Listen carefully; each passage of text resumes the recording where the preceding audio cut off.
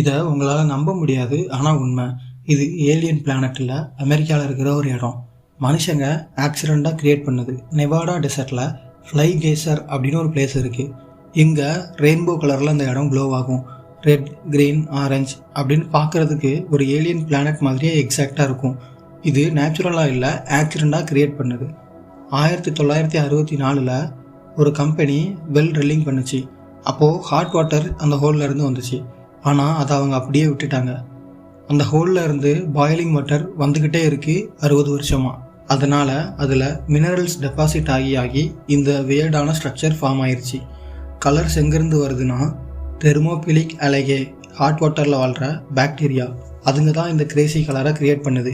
இது இப்போவும் க்ரோ ஆகிட்டே இருக்குது, ஒவ்வொரு வருஷமும் பெருசாகிட்டே போகுது. இது ப்ரைவேட் ப்ராப்பர்ட்டியில் இருக்குது. பர்னிங் மேன் ஆர்கனைசேஷன் இதை ஓன் பண்ணுறாங்க. டூர்ஸ் மூலமாக நீங்கள் இதை விசிட் பண்ணலாம். ஆக்சிடெண்ட்டாக கிரியேட் ஆன ஏலியன் லேண்ட்ஸ்கேப் இமேஜின் பண்ணுங்கள் எப்படி இருக்குன்ட்டு. மறக்காமல் கமெண்ட் பண்ணுங்கள். இந்த மாதிரி இன்ட்ரெஸ்டிங்கான ஃபேக்ட்ஸ் தெரிஞ்சுக்க த ஃபேக்ட் ஷோவை சப்ஸ்கிரைப் பண்ணுங்கள்.